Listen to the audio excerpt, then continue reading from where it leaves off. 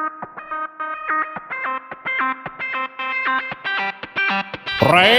Cobalt!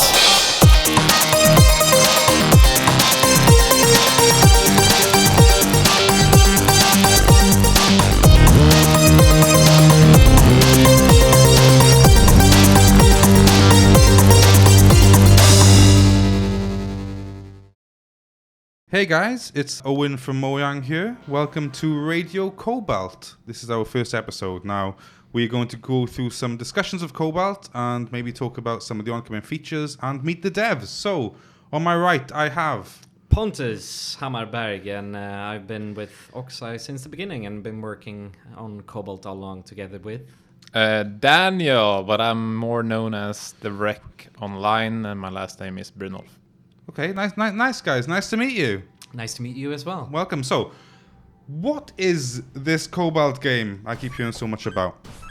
Well, Cobalt is a two-dimensional platform game where you run and jump and you slow down time to avoid dangers, and you shoot your enemies or avoid them peacefully. But basically, it's a game about running, jumping, shooting, and matrix slowing down time.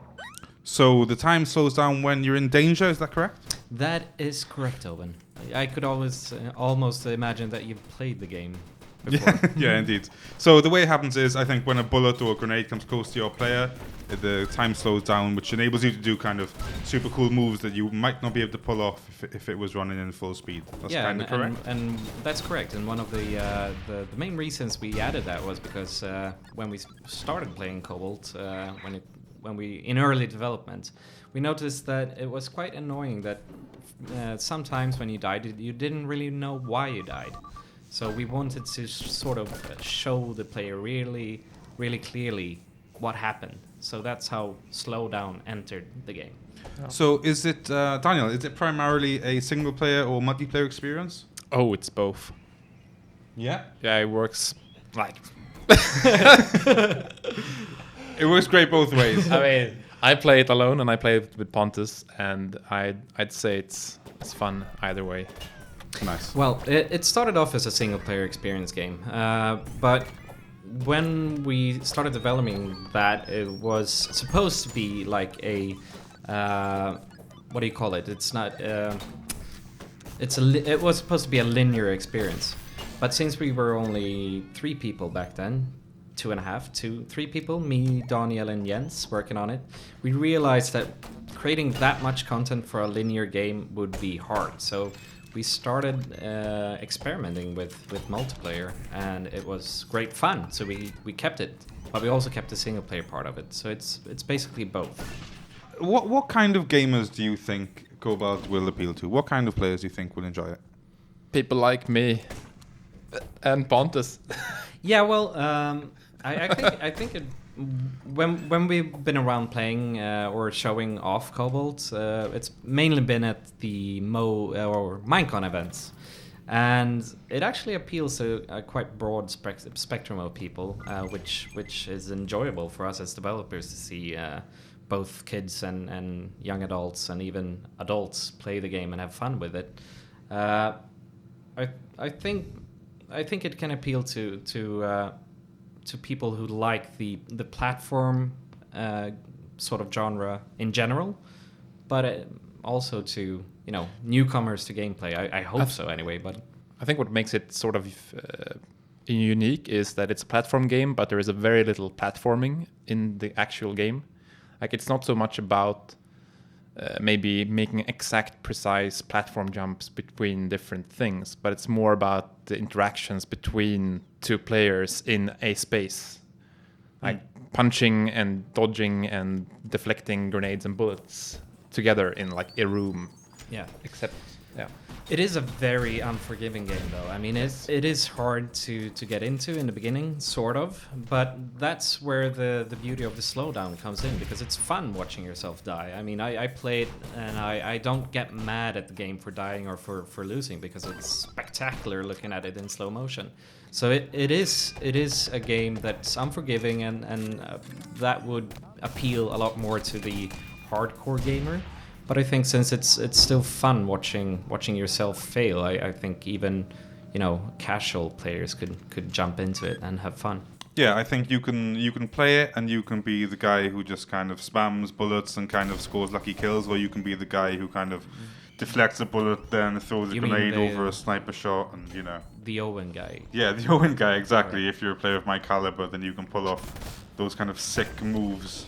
Yeah. I think what we learned also from the Minecon event was that when we were walking around the 10 computers, almost every computer there would be a different game mode and different gameplay and different constellation of people. There would be 1 person, 2 people, 4 people, and they would play like survival and all different modes, and they would all have the different pacing and play for different amounts of times. So Yeah. that sort of speaks to the broad spectrum of audience, I mean, guess. the game has been in development for a long time, and we've gone through different periods, and we've kept most of the development that we've added or polished on it, and so that makes the game kind of broad. You have a lot of different game modes, still within the platform genre, of course, but yeah, we've been developing it for quite a while now.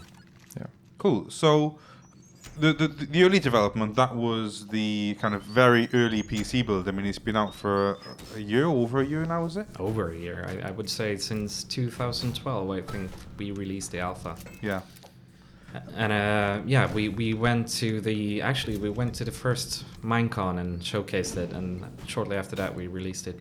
I remember joking that we weren't gonna be a Duke Nukem Forever story, but we're sort of approaching that point by now, but not really, but Yeah. almost. But now we have some confirmed new platform the Cobalt's coming out on, and as you mentioned, even today the PC build, which people can purchase, is still kind of an early build. It's not the final game. But tell us a bit more about the future platforms. All right, Daniel, do you wanna? Well, no. You don't want to talk about it. Okay. No, I'll Well, prefer to listen to Pontus. I mean, the Cobalt. Every time we've played Cobalt together, we've always used controllers. I mean, or do you call it controllers? Gamepads? Gamepads. Thank you. Yeah. So we've always realized that it's a game that would fit really well on a console, and it's always been at the back of our heads and of Mojang's, of course, to actually port it to a console.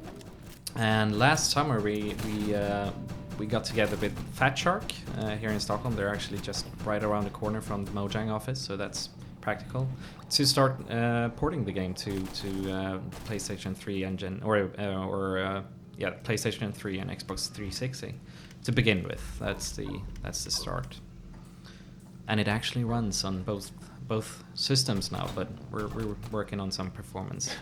There's still a lot of work. Yes. But it sort of runs. Yeah, well, I remember even the first time they showed us it running on Xbox 360. I think it was only like a test screen or something, but it was an amazing feeling. Yeah. Cool. So we can expect that, I guess, coming out on 360 and PS3. Is it sometime this year or? Non-official, but this year is the dates we're talking about is definitely this year. Yeah. Sweet. Okay, well, thanks for that. I guess we'll round it up there for episode 1 of Radio Cobalt, and working title. And yeah, we'll see you guys soon for the next edition. So yeah, thanks, guys. Bye bye. Bye.